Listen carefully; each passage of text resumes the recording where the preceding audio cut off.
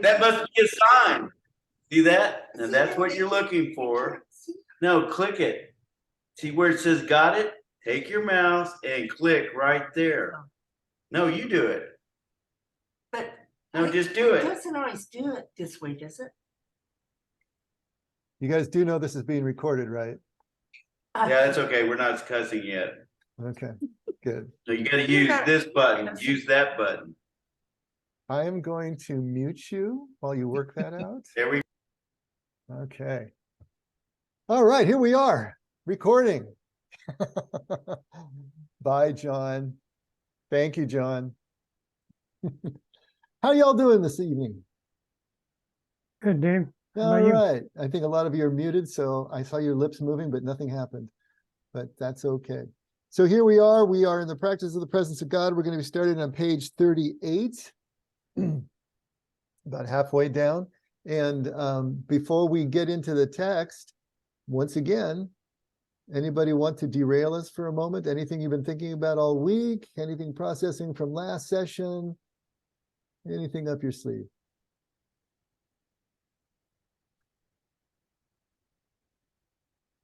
All right, then.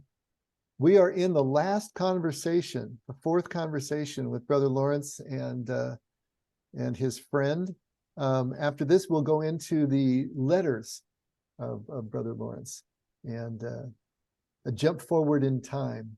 So he'll be older when we meet him in the letters than he is right now. But he's been talking about the kind of the attributes of his presence with God. The attributes of his presence, what it's like, and also how he goes about doing things. So we've just been going through paragraph by paragraph, different points that he was making. So you can kind of see the hand of the translator, Beaufort, remembering all the points he made and just getting them down in a logical order here, as logical as he can. So starting in, see, 1, 2, 3, the fourth paragraph from the top on page 38. And this is, I believe, where we left off last week, that our sanctification depended not upon changing our works, but in doing for God what we ordinarily do for ourselves. So sanctification, as opposed to salvation, this is something that is sometimes confused. You know, we talk about salvation as being usually in Western Christianity, kind of an event. It happens either at the time of our conversion, it happens at baptism, you know, it may happen in a conversion event, but we typically talk about it as an event, something that happens at a specific place and time. And then if you happen to be of the Calvinist persuasion, then it can't be undone. Once you're saved, you're always saved. Salvation, on the other hand, is a growing of holiness, of set-apartness. And we at the Effect tend to see salvation and sanctification as pretty much one and the same thing. So we look at this differently, that salvation is a becoming more and more spiritually liberated here and now. To a Jew, salvation is spiritual liberation here and now. Salvation from the fears that we have as human beings, deliverance from those fears would be considered salvation from a Jewish point of view. But we're always becoming more and more saved in that respect, or becoming more and more sanctified. So whichever way you want to look at it. But what he's talking about here is that our sanctification, this process of becoming more and more connected to God, aware of God. The Eastern Orthodox Church calls it theosis, which is actually a kind of deification, becoming more and more like God. So they have their idea of theosis in the way that sanctification works here, or the way that we typically look at salvation from a Jewish point of view. So this process of becoming more and more like God, more and more connected to God, aware of God's presence, depends not upon changing our works, but in doing for God what we ordinarily do for ourselves. This is such a huge point. This is kind of quintessential Brother Lawrence, if you will. You know, he's always talking about that we don't have to do all of these highfalutin things. We don't have to invent all these means at coming at God. whether it's ritual practice within the church or doing good works or doing anything out of the ordinary. Just do what we ordinarily do all day, but do it for God instead of doing it for ourselves. And in that respect, it would be do it with the full awareness of God's presence in the act of the doing. And then it becomes a sanctified act, a sacred act. And it's also growing us in that sanctification at the same time. Any comments on that? That's just such a pivotal line. He'll say it in a bunch of different ways as we go further forward.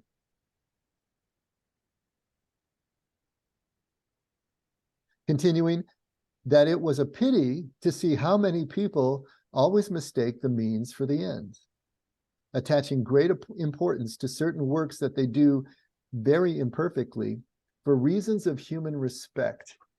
Okay, so that one's a little opaque, huh? Anyone want to riddle me that line? What's he talking about there? I think Some it's of this has to do with the translation, but go ahead, Ellen. yeah, I think it's people, you know, like rule following, like, no, I have to say my prayers this way. Because I remember that when I was starting my journey, oh, this is how you pray. You have to do this. It's like formulaic rather than, to me, I see now is my conversation with God. You don't follow this. You don't have to follow a set procedure. Yeah, Yeah. I think that definitely fits. Well, it also says for reasons of human respect. So that strikes me as if you're doing it for looks. So Mhm. others can see what you're doing, and it's for points for other people versus just doing it for yourself, for God. I Like think you used that's to talk about the Pharisees with the public prayer and the shawls and all that stuff, right? Yeah, I think you're right on. Talking about self-aggrandizement, right? Talking about doing something for the acceptance of others, the rewards of others, or the respect of others, but doing it for those reasons. And whenever somebody was guilty of that, Jesus had a phrase. He would say, they have their reward in full. Remember how he would say that? Anyone who does it, they have their reward in full. If you're doing it for those reasons, then you don't grow any further. There's no further movement along the way to kingdom. Whatever you get in that moment in terms of however it furthered your agenda, your human agenda at the moment, that's it. That's what you get. So this is what he's basically was talking. It's a pity to see how many people always mistake the means for the end, attaching great importance to certain works that they do imperfectly for these reasons of selfish reasons, self-aggrandizing reasons. In other words, they become identified with the task itself, with the works itself. That's how they see themselves, through the accomplishment. They're identified with the accomplishment. They're identified with what the accomplishment brings them in the eyes of others, how it advances their agendas. And therefore, they're mistaking the means for the end. In other words, the works that we do should be taking us further along to the connection and the sanctification and the identification with God. That should be the ends of the works that we do, but the works become the end in themselves. We have a reward in full when we're doing it for any other reason than that. And so it kind of becomes a what versus the how thing again. I'm always on about that God's will for us is a how and not a what. It's a way of living life rather than the specific thing that we do. And so the what's that we do should be completely immersed in the how of God, the way of living in mutual respect and love. And it should be furthering that mutual respect and love. So when we get that mixed up, get the means and the ends mixed up, the what and the how mixed up, that's when we get stuck. Make sense? Next paragraph, that he found the best way of reaching God was by doing ordinary tasks, which he was obliged to perform under obedience entirely for the love of God and not for the human attitude toward them. So just a further development of the same thought. But just ordinary tasks, which he has to do anyway. They're part of the rule of the house. You know, he's got to make his bed and clean his room. He's got to, you know, fry the cake in the pan in the kitchen or fix the shoe. It's just the stuff that he's obliged to do, which means that he's not going to get any brownie point for doing it. He's only going to get punished if he doesn't. So there's no sense of pride of ownership or accomplishment here. He's not going over and above the call of duty. He's not going to stand head and shoulders above anybody for doing it. He's just doing what he normally has to do. But because he's doing it with this connection with God, the best way of reaching God was by doing ordinary tasks. Because what happens, what's the other side of that? If you start trying to do extraordinary tasks, if you're trying to do the spectacular, and you say you're doing it for God, well, how much of a conflict of interest is in all of that? How do you separate the two? Well, I think the latter is definitely, like the more I think about this, the more it's highlighting, you know, pride, right? Like even when we go to church and we, you know, do our church thing, like there's a sense of, you know, I did something special here. Like it's like I'm thinking that's sanctifying as well to some degree, right? Because we're setting aside time for just God. But I think there's something in the getting into the ritual of it all and making it something special that undermines what Brother Lawrence is talking about here. And I keep thinking about just the absolute humility that exists throughout all of it, where it's this just not striving to be special in any way. And like, I just love that idea that we talked about, that you shared a couple of weeks back about, you know, we keep thinking that we're going to be special. We need to be special to get into the kingdom, essentially. And this idea that it's not our specialness, but it's what makes us just like everybody else, what makes us human just like everybody else, that gets us in. So it's like every time we put aside this, and I do have a sense of, like, when I put aside time and I watch the message and so on, like there's something, I don't know if pride is the right word, but I feel like I've done something special or something. Maybe it just feels satisfying, William. You just feel content, satisfied, or is it more than that? There's a sense of satisfaction for sure, but there's also a sense of I did good today, right? Like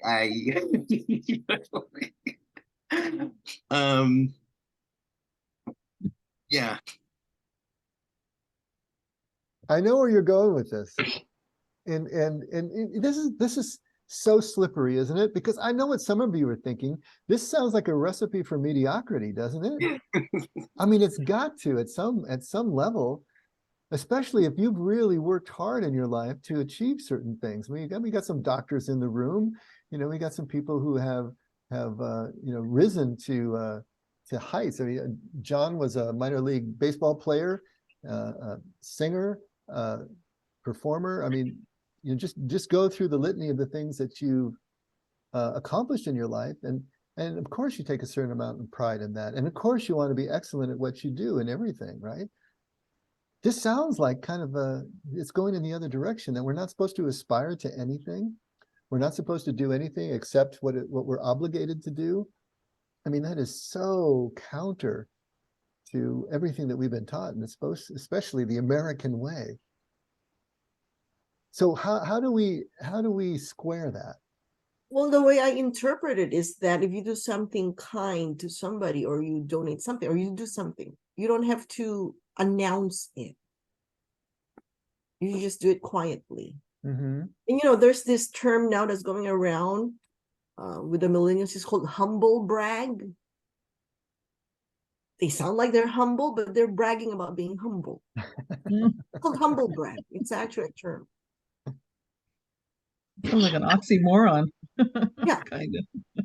I kind of see it a little bit. I think it's along the same lines, but I think the way my brain's processing what he's saying by ordinary task and why it keeps being reiterated is more on like the intention behind what you're doing. Because like William was talking about, it feels good to say, I accomplished this today. And that I don't think that's anything egotistical to be able to do that. I think it's, to be a part of human nature. You have to have that uplifting, positive feeling and headspace to be able to keep going. But it's more the intention behind what we're doing. You can do great things, but what's your intention behind it? Is like, for instance, with business, is my intention because I want to become a multimillionaire with a private jet and like all this stuff?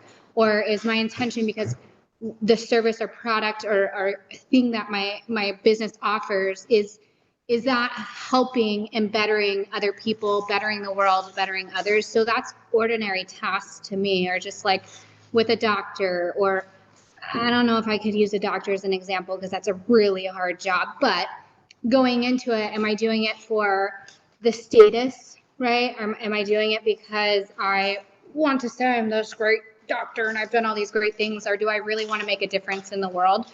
And I think to me, that's how it translates when he keeps saying ordinary task. It's just being able to connect with God in everything you're doing and in seeing God in other people. And yeah, that's what I hear. I like that.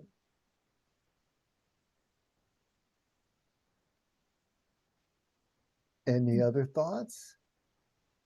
Well, the other thing too that I've shared it with my other colleagues too. We get sometimes very frustrated with the things we cannot do. So always we tell each other, we tell myself too. It's like, you cannot solve poverty. You cannot save the world. You cannot. But for this instance, for this one mother or this one patient, we do the best we can. Mm-hmm. Do it one person at a time. Mhm. And that's easier to swallow. I look at it as doing for others without doing something for someone else with expecting nothing in return. Yeah. Okay. This is a real important point. So if I'm belaboring it a bit, or it seems like I am, bear with me for a second, and let's just see if we can unpack this, because you all have valid points.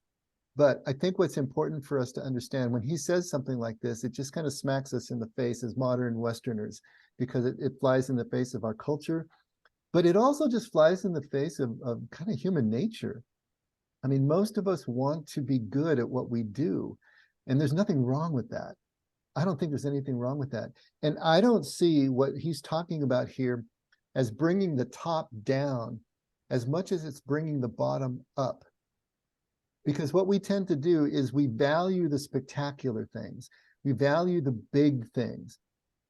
And we do it at the expense of the seemingly insignificant things. But what Brother Lawrence is saying is that those insignificant things are just as sacred as anything else you do, if you do it for God, if you do it with the practice of presence of God.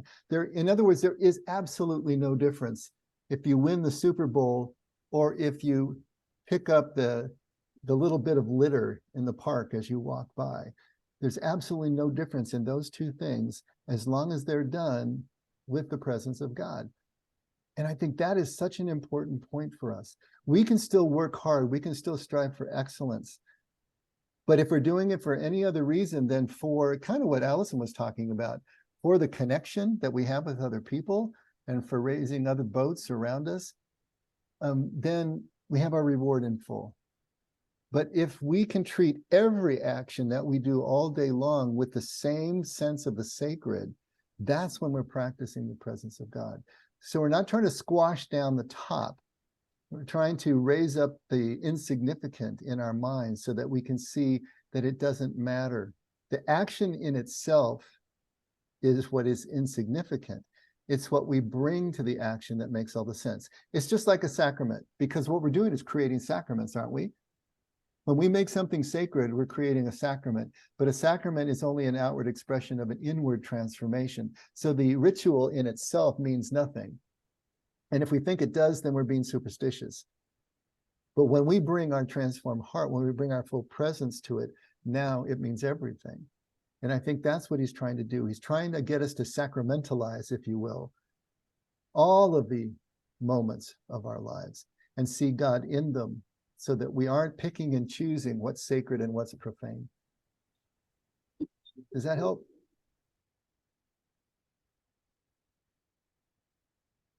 Otherwise, most of our lives become flyover country, like Omaha, Nebraska, and Kansas. We're just fly over those ugly flat states to get to the coast where all the action's happening.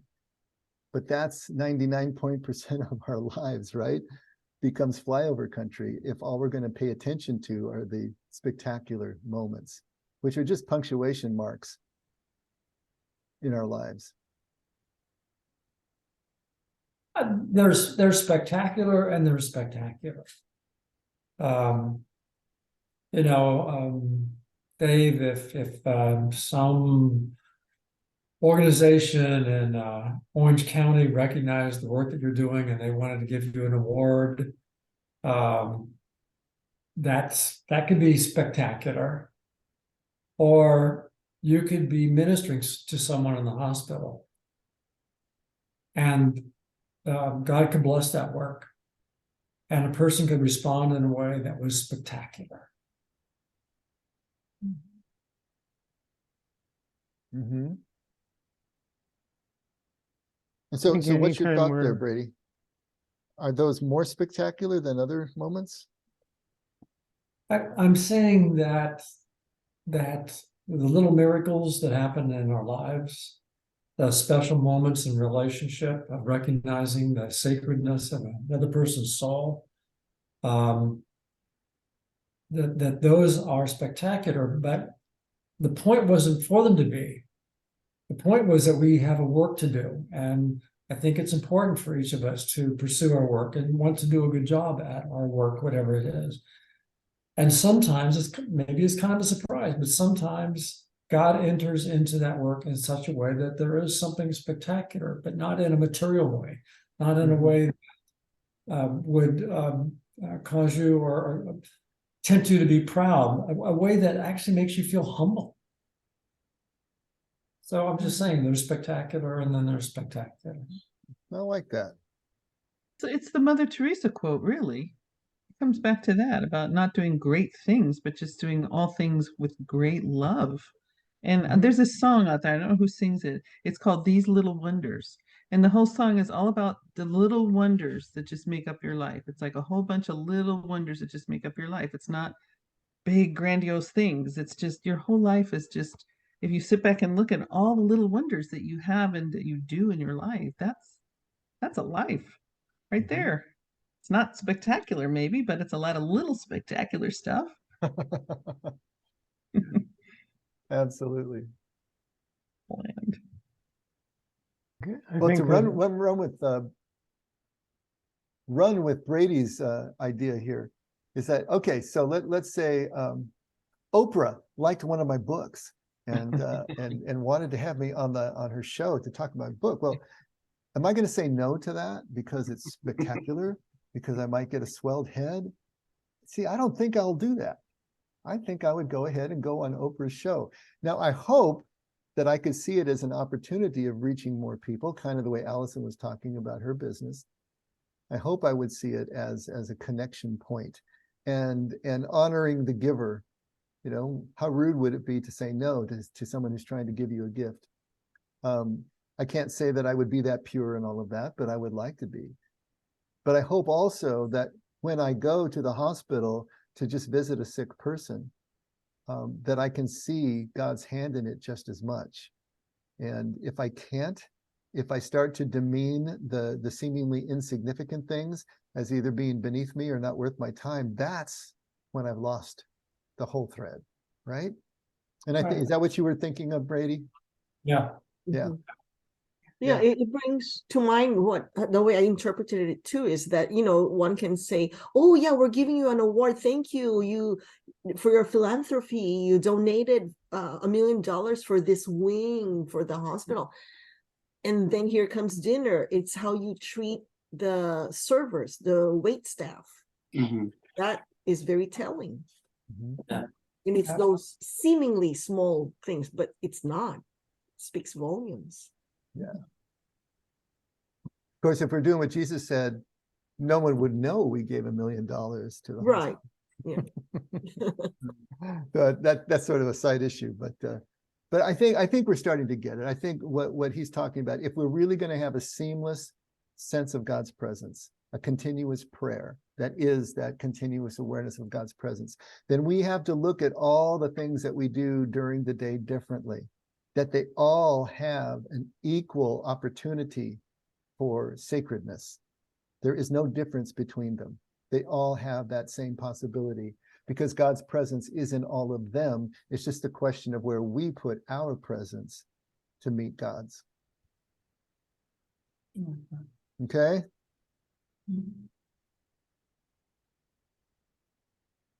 Let's move on. That it was a great delusion to think that time set aside for prayer should be different from other times. Basically saying the same thing we're talking about, right? That we were equally obliged to be united to God by work in the time assigned to work as by prayer during prayer time. So once again, there's no difference between it. And that kind of goes to what William was talking about. He feels kind of good with himself when he actually streams the effect. Who wouldn't feel good when they stream the effect, right? But it's almost like a little self-imposed brownie point that he's got because he did his obligation, he did his duty for Sunday, the Sabbath, and all of that. I was a good boy. Exactly. But on the other hand, anything else he does all day long should be just as much as an equal brownie point. You know, there is no difference between the times that we set aside for the sacred and the times that we typically consider profane. They're all equal opportunity employers, right? That his prayer was simply an awareness of the presence of God, at which time his soul was oblivious to everything else but love. Now we're starting to sound like John, right? But that afterwards he found no difference, staying close to God by praising him and blessing him with all his being, so that he passed his life in continual joy, yet hoping God would send him some suffering when he grew strong enough to endure it. Oh, he was doing so well until the last part of that sentence. Just has to get that in there. Oh my gosh. Okay, so what he's done here though is define for us what he means by prayer, which I believe is what Paul means by prayer when he talks about being in continuous prayer. His prayer was simply an awareness of the presence of God.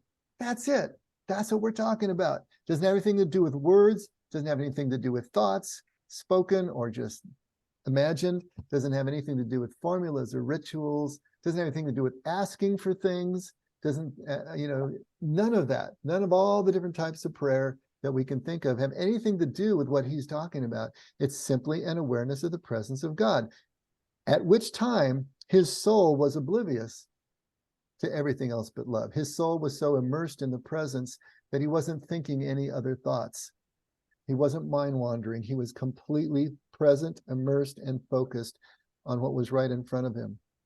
But that afterwards he felt no difference. He found no difference staying close to God by praising him and blessing him with all his being, so that he passed his life in continual joy. So each moment is a part of the prayer because each moment is an awareness of the presence of God.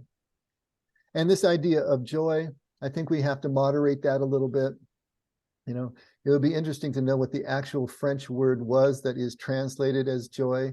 I didn't go to the other translation and find out how the other translator translated, but I'd say that when we think of joy, we're thinking of some kind of ecstasy, and that's not necessarily what he's talking about, or at least it shouldn't be what he's talking about, because we're not talking about a continual ecstatic state, but we are talking about a state that is, is balanced and at least emotionally regulated. I mean, let's at least give it that baseline, right? And so at least we're there. We're in a state of maybe contentment, a state of enoughness, that the moment is enough for us, but not necessarily this idea of ecstasy. And then this little tag here, hoping God would send him some suffering when he grew strong enough to endure it. You know, that's kind of his little signature there, and bow to Catholic guilt, I guess. But he is, I think there is this thought in him that his practice of presence gave him so much enjoyment that he felt guilty about it. Are you getting that sense? I mean, this seems to be a recurring theme. You know, he shouldn't feel this good all the time. There should be some suffering to go along with it. I didn't hear that last line that way. Okay. I heard it more like Richard Rohr was talking about, like, the necessary suffering that goes along with personal growth, basically. Like, you know, it's just part of the landscape. And if I move out of my comfort zone, which is where I'm going to grow, I'm going to be moving into discomfort. I'm going to be moving into suffering, basically. Yeah, Well, I like agree. that spin. Yeah, with suffering we grow. I get it, but I don't hope for it. I Right. don't beseech God to say, give me suffering so I can grow. Mm. Yeah, that seems bothersome to me. But maybe it's like a readiness Mhm. that you're preparing yourself, and you know, it's like you've got your vitamin shot of God now, and you're real comfortable, and you're ready for whatever he's going to throw at you. And so maybe that means he's just ready if there is suffering that comes. Right. Mm. I like that too. Or we could just order him one of those Amazon vests that has the prongs inside, or whatever. What was that thing called again? I forgot. Yeah. The hair The shirt. what? The hair vest, the Hair hair. shirt. Hair vest, hair Hair shirt or shirt. something. And the sleeves on the thighs. Ugh. I'm sure we could go on Amazon and order a cilice, you know, or a hair shirt. There's everything else is on Amazon. Why not that? You know, although you might have to go to the dark web. I don't know, for some of that kind of stuff. But I like the interpretations you guys are going on is perfect. What we need to do is interpret this for us. We are not going to hope God send us some suffering any more than we're going to self-flagellate or we're going to wear a hair shirt. That's not who we are. That's not what we do. But just know that in Brother Lawrence's time, that's what they did do. Okay. So we just have to realize that's part of his culture and part of his understanding. And if he sees his fellow monks, you know, finding ways to torment themselves in order to get closer to God, and he's just feeling good all the time, you know, there could be a little bit of cognitive dissonance going on in his being. I don't know. But at any rate, however this reads, you know, at first glance in the English, we do need to interpret it for ourselves. And so William and Kathy have some really good spin on this in terms of what this can look like in our lives. Because even as we practice the presence of God, we know that the next trauma is right around the corner. The next loss is right around the corner. It's coming, you know, as it will, as long as we're drawing breath. So are we going to be able to be strong enough to endure it? If we're getting our vitamin God shots right now, well, that's the way of, I like that, by the way. That's a good way of being able to, you know, just becoming more and more aware of God's presence through everything. If we're aware that God is present everywhere during the day, he's going to be present in the difficult moments as well. Yeah, William. I'm thinking that one of the reasons I don't see him going in this hair shirt self-flagellation direction is that is just as bad as doing something special, right? It's trying to put, it's doing something for the sake of the ritual rather than for this relationship that he's describing here.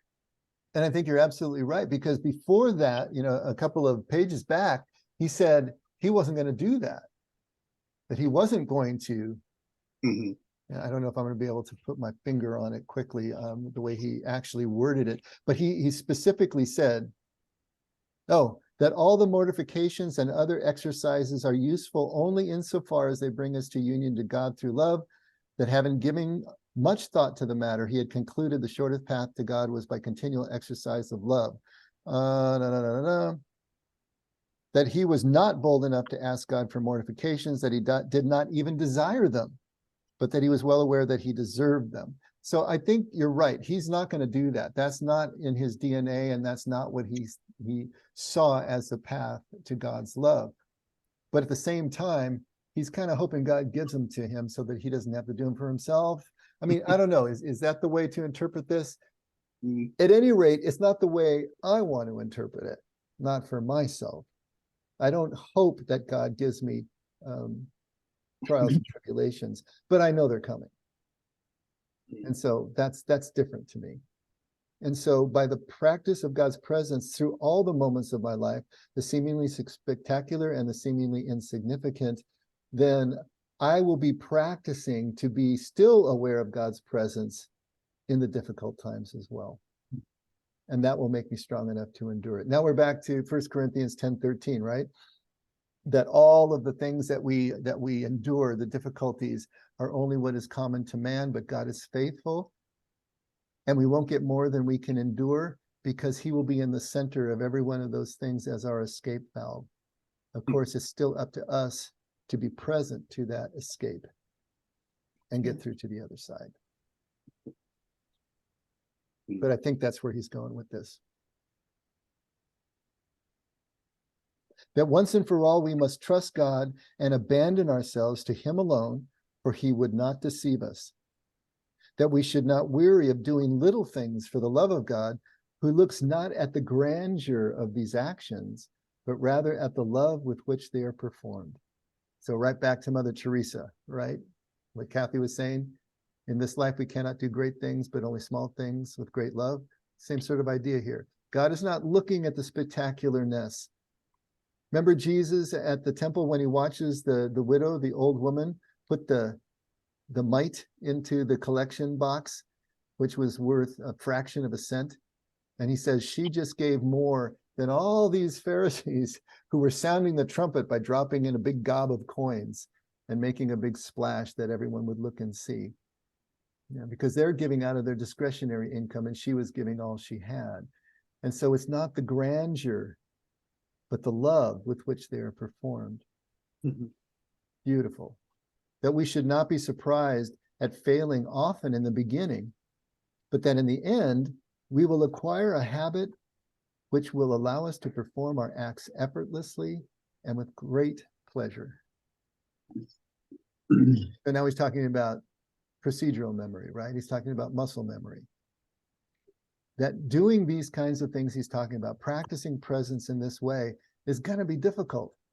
How many of you have tried meditation and centering prayer or just simple mindfulness during the day, and you're constantly fighting your brain, which is always wandering off in all these other directions, to the point that you just kind of throw up your hands and say, I can't do this. I'm just not wired for this. I must be too ADHD or something.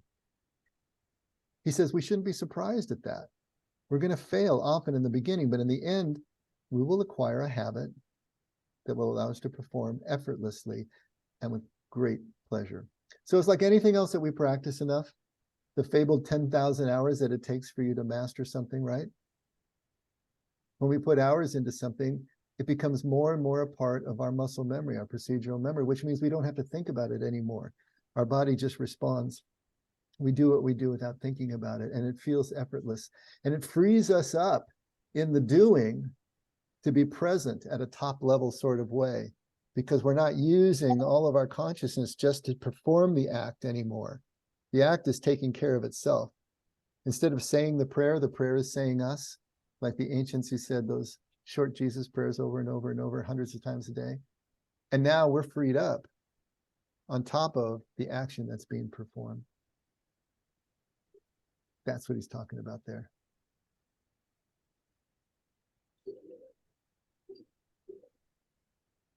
That only faith, hope, and charity are needed to become united to the will of God.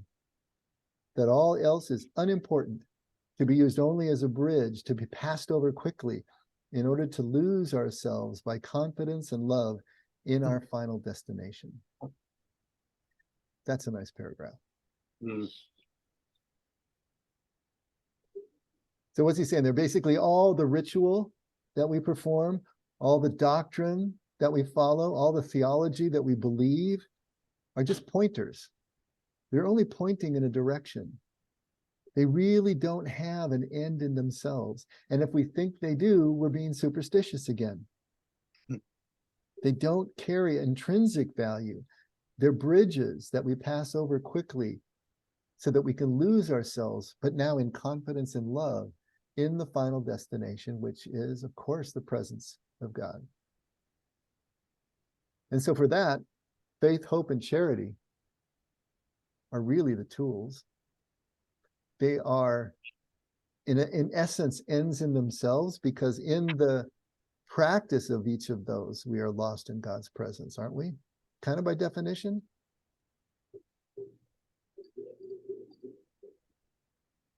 And of course, he's pulling that faith, hope, and charity from 1 Corinthians 13, the famous love chapter that's always being read at weddings, right? Love is patient, love is kind. But at the end of that chapter, Paul states, in the end, only these three endure: faith, hope, and charity. And the greatest of these is charity, or love. So there's a connection there to 1 Corinthians 13.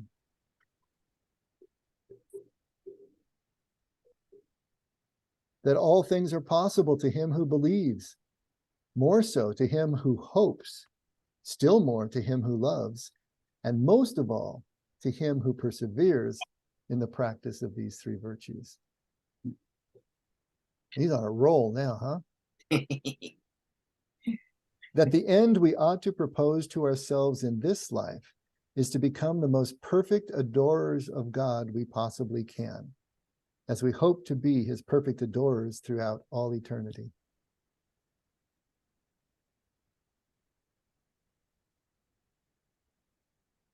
I like that because it's touching on one of the themes that I'm usually pounding on, in the sense that, yeah, heaven is waiting for us, but we don't have to wait for heaven. It's right here and it's right now in the practice of the presence of God. So he's talking about, if you want to be a perfect adorer of God in heaven, on that heavenly cloud with the angels, if that is your goal, your outcome that you're looking for, then the only way it's going to happen is if you become a perfect adorer here and now. It's not something that you wait for and starts after death. It's something that begins now and extends into death. Just like kingdom. Kingdom isn't heaven of the afterlife. Kingdom begins now and extends into the afterlife. And so he's saying, I'm not waiting. I'm going to do it now. Whatever I imagine that I'd be doing then, I'm going to do it now. Because there's only now anyway.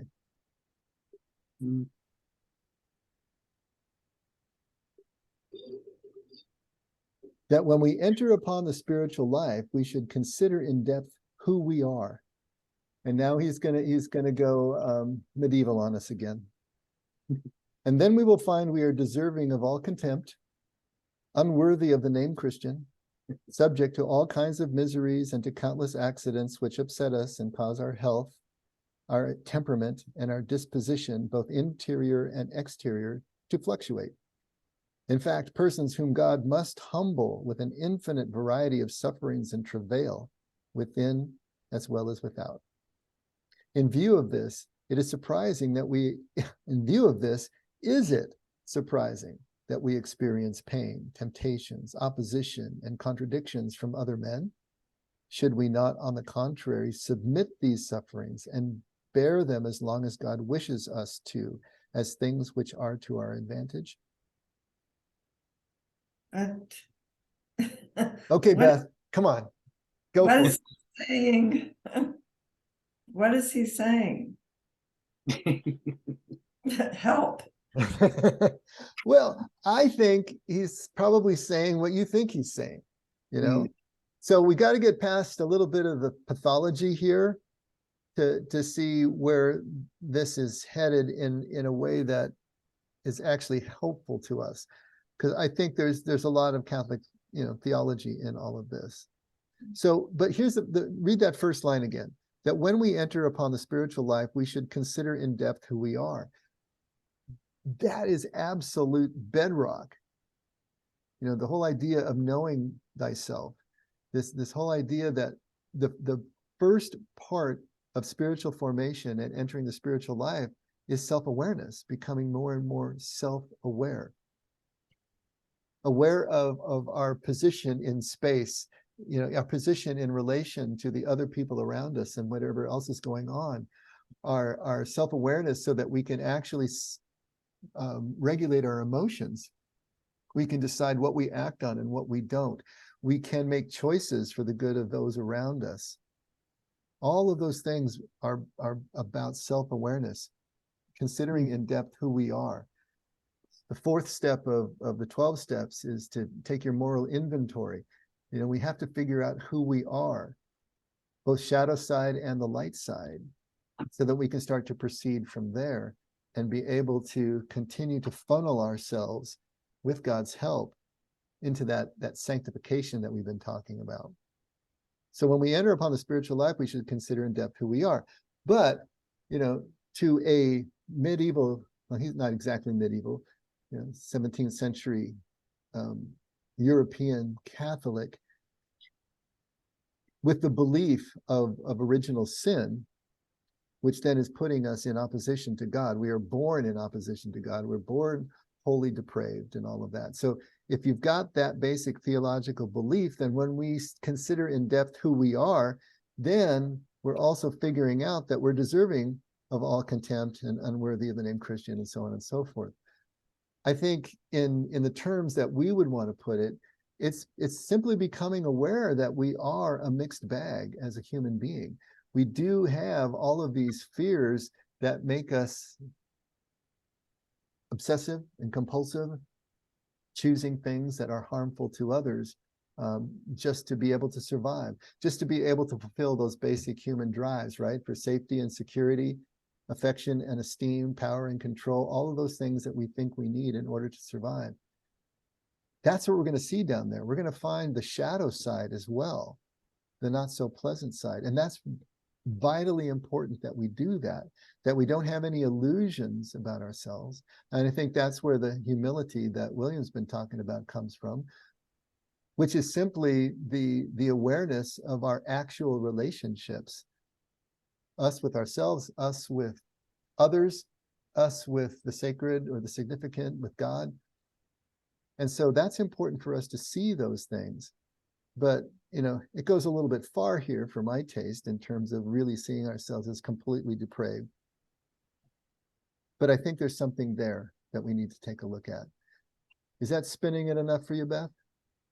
Yeah, that helps. I get, seeing it as part of the shadow and, the self-awareness and kind of going into the depths of your own life and soul and so forth. I get that. And I totally agree. But, the terms he uses are just like, oh. Well, I think that's what we need to consider, the time that this was written. Right. And the culture in which it's written. And so just like when we read scripture and we're looking for both prescriptive and descriptive commands, or prescriptive and descriptive passages, we need to do the same thing, I think, with something like this. There are some things that he's saying that we can say, absolutely, it prescribes. When he says something that it's a great delusion to think that time set aside for prayer should be different from other times that we're equally obliged to be united to God. I mean, that would be prescriptive. That's something that is always going to be applicable to any of us in any culture, any time. But then when he says something like this, I think it's more describing the way he looks at the situation through his cultural eyes. And we just need to make that code shift. But then what is he saying there that also may be applicable to us? For instance, when Paul says that women should always keep their heads covered, in any of the church services that they have. And so fast forward to the 1960s when I'm a kid in Catholic church and women are bobby pinning Kleenex to their head when they forgot their hat or their scarf. So that was prescriptive, what Paul was saying, because in their culture, you know, a woman with her head uncovered was like a woman going topless in public today. And their churches were in their homes. And so they were saying, hey, I don't have to keep my head covered when I'm at home. Do I have to keep my head covered when I'm at home at church? And Paul is saying, yeah, because now your private space has become public space. But that situation doesn't exist now. But what of that command, that descriptive command, still applies to us? And I think it has to do with modesty. It has to do with thinking about your effect on other people around you and not distracting them from their ability to be present to God. So there's a part of that, there's a kernel of that that still applies, even though the command itself is descriptive. And I think when you read something like this, we're basically doing the same thing, saying, okay, that's pretty much over the top for me, but what is the kernel here that I can take away? And I think it is being ruthlessly honest with ourselves at the outset of our spiritual journey and really taking an in-depth look, an unwavering look at ourselves and saying, okay, what's really down there? Because I need to consider that. I need to accommodate that. I need to own that. Because if we don't own the shadow, it's going to pop out in real destructive ways, as we learned from Johnson in owning our own shadow. He made a big deal about that. Dave, I found myself thinking of Stephen Covey, you know, this idea that every crisis is an opportunity in disguise, you know, and kind of welcoming a crisis as an opportunity to grow and, you know, evolve in some way. And the way I'm reading this, or the way he's describing it here, it's like a struggle is an opportunity for him to practice his faith. And, you know, any opportunity to work on that muscle is welcomed. I think you're spot on, especially that last line, right, that you're probably referring to. Should we not, on the contrary, submit to these sufferings and bear them as long as God wishes us to, as things which are to our advantage? Now, even the wording of that, you know, puts God in the driver's seat of putting us under his thumb and keeping the pressure on, which, you know, that's not the way I visualize it. But yeah, are we willing, when we are presented with a very difficult situation, a traumatic situation, a hurtful situation, a situation of loss, which is stripping off a lot of our well-defended identity, are we willing to stay in the hot seat? Are we going to run and exit the situation? Are we going to redefend ourselves, or are we going to remain in that position long enough to be able to find out what it is that we're going to learn from that situation? Are we going to leave the horns of the paradox in place long enough to be able to move through to the other side? You know, when the hand is on the hot stove, we want to remove it. Are we willing to leave it on for a little bit to see what it is that we need to learn? And I know that's a flawed analogy, but, you know, sometimes it feels that way, being in that hot seat. But the truth of the matter is that God is the escape through the travails that we experience, as all people do, but only if we are willing to lean into that painful moment and connect with God's presence. Our natural instinct is to run and hide, but if we do that, then we're also taking ourselves out of the only escape that there really is in God's presence. We need to stay present too, because God is present even in the difficult moments. Now, that doesn't mean you stay in a toxic situation over time. You know, please don't take that too far, right? It doesn't mean you put yourself in harmful situations and leave yourself there. You know, it doesn't mean that you don't run from a clear and present danger.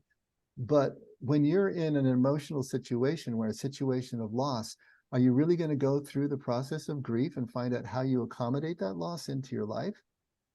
And how you live a full life, but with that piece missing? how when your identity is stripped away, that you use it as an opportunity to see more clearly that that wasn't your identity in the first place because you lost it, and that your true identity can't be lost. I mean, these are the kind of things we're really talking about at the interior spiritual level. But we can't take it too far into absurdity and put ourselves in harm's way either. No.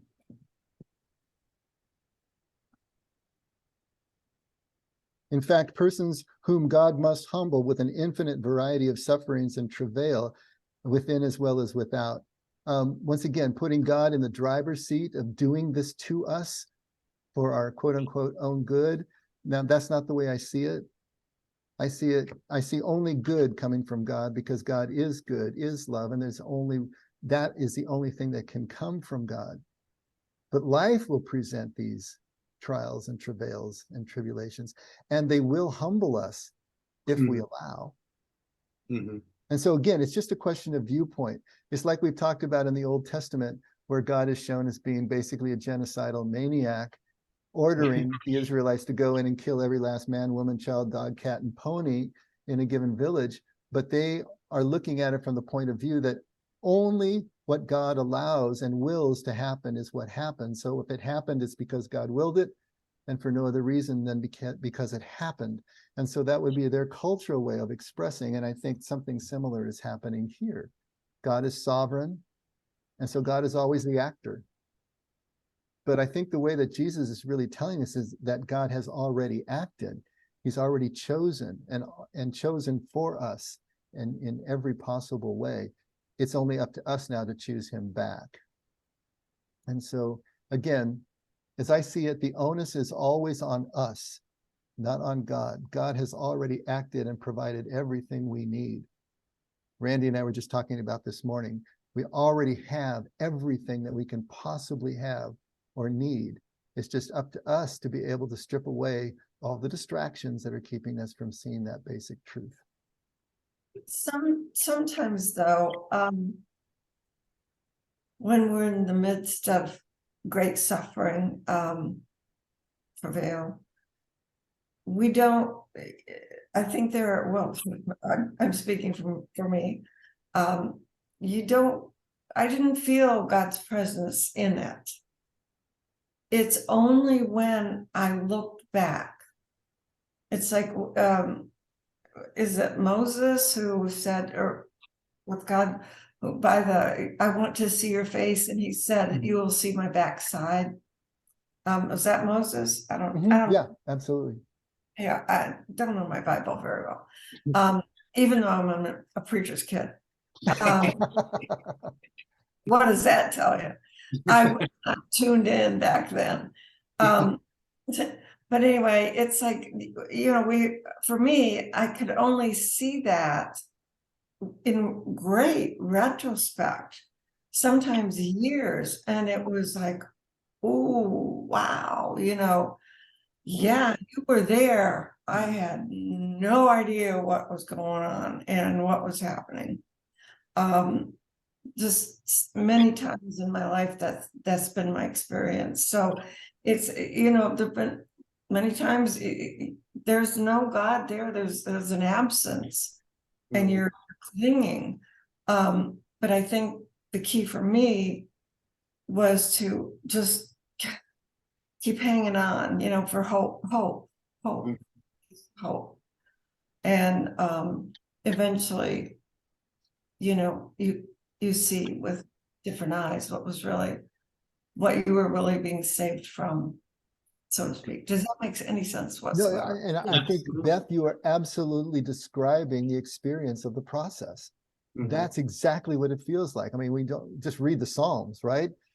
David is always complaining about God not being around when he really needed him, but he was always God's beloved, and he never gave up. He always kept coming back, no matter how bad he felt about it. Usually there's a line somewhere toward the end of the Psalm, yeah, but God is still at my right hand, and I will continue to praise him. And, there's always that caveat at the end, but man, he's not feeling it. And I think that's the way it is. When we're in the midst of great pain, I mean, how many of us are going to be sitting around saying, oh, but God is my rock and my fortress? We're usually shaking a fist at that point. But I think You kept breathing. You kept showing up. And that's the difference. You didn't run and hide. You didn't take yourself out. You kept coming back. There may have been a few days where you ran and hide, but then you would come back. And that's all we can do. That's it. But I think over time, the more we do this, the more it does become instinctual. You know, that line of Brother Lawrence that always sticks with me is that even if I found myself in hell, it would be transformed into a paradise by the presence of my God. So he's saying, even in the absolute worst circumstances, I have just learned, I know that God is still present even there. And so there may just be an internal conviction that you don't feel at all, but you remember God is still present, and that is your cue to just stay put, keep coming back, keep breathing, keep hope alive, all those things. And then eventually in retrospect, yes, you can see the growth. But I think that's exactly the experience of it. I mean, it has been for me. And Dave, I'm also thinking that you run the danger of a spiritual bypass. You know, if you don't go through that process of losing sight of God, almost. If you don't go through the So, process of what? of losing sight of God when you're going through it. Oh yeah, that's a good point. I don't know where I was going with that, but the idea of, you know, I worry that Brother Lawrence might have a couple of spiritual bypasses. But he is very very open about saying, hey, I lose sight of God too. Right. You know, and that's I think in the next section where he's talking specifically about that. When he loses sight of God, there is something in his soul that kind of clicks and reminds him to come back again. And I think that's the part of that procedural memory part that he has drilled into himself. But he blows it too. He loses sight. Now, Jesus on the cross, my God, why have you forsaken me? Right. So that is the experience of times of great pain and loss. And we shouldn't expect it to be other than that. We shouldn't read this to think that there's something wrong with us if we lose sight of God's presence. Don't feel it when we're having a hard time. That's just the way it is. Yeah. And to So finish I off think- this letter, that Yeah. the greater perfection a soul aspires to, the more dependent it is upon grace. I like that. Nice little paradox at the end. Okay, now I can say we finished the conversation. Ellen, go ahead. Oh, yeah, well, I was writing notes because I have 3 points as everybody's talking, but the other one with Beth and William, yeah, with the suffering, I remember getting so angry at God and saying, I don't feel you. I don't hear you. I don't see you. I don't feel you, but they say you're here. So I'm not sure, but if you are, I don't hear you. So I think that's part of my doubt and faith, that I don't hear you or see you, but they say you are. So yeah, but then things get better. You go, oh yeah, you know, exactly. Say, okay, you're here. You sent messengers to help me. Thank you. The other thing too about going back to the beginning of this last paragraph was, you know, I'm doing 12 steps too, and we're now in step 5, and we're in step 4, saying, you know, be aware of our defects and so on. So I was telling my leader too, yeah, the obvious defects I know, but I do know I have blinders. Because I say, that's a defect, but it has served me well. Right? So that's my dilemma. But I remember what you told me, this was probably the Tuesday conversation that says, you know, I'm stubborn and I'm argumentative. But then what are you going to do with that hammer? You make a house or you beat people up? So it could be a neutral thing. I could either make it a defect or not. Right? Well, so yeah. By the way, if you guys don't go to the Facebook page, the Falling Upward page, Dave and I regularly do little podcast conversations and stuff. And you can eavesdrop in this morning. But anyway, in this today's one, I got into a little bit about that character defects. I just think it was really poor choice of word on Bill's part. Because basically these attributes are standard operating procedures for the human condition. Okay. Stubbornness. Okay. I am, without a doubt. I think everybody has their moments, you know. Again, that can be looked at it a zillion different ways, whether it's just being confident or knowing boundaries or whatever and stuff. But I don't see that in any context necessarily a defect, especially if it's still serving you and others in some way that's beneficial. If that makes sense. So, Yeah, it makes sense. yeah. 'Cause So I again, remember I've struggled with this idealized Yeah. version of myself Mm. and things that were less than favorable, especially that was told to me by other people that were my less than favorable characteristics and such. Then I need to be rid of them. Yeah.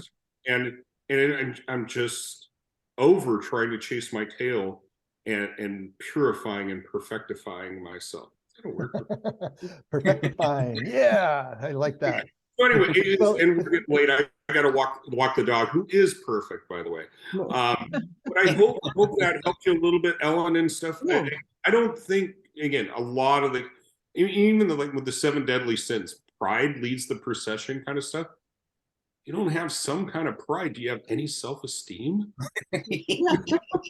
You know, so again, anything can be twisted around to be a liability, and person can be twisted around to being an asset. And we just gotta, again, try to discern and be present in the moment to see right now, is this serving me, or is this turning into something that's a hindrance? All Yeah. right.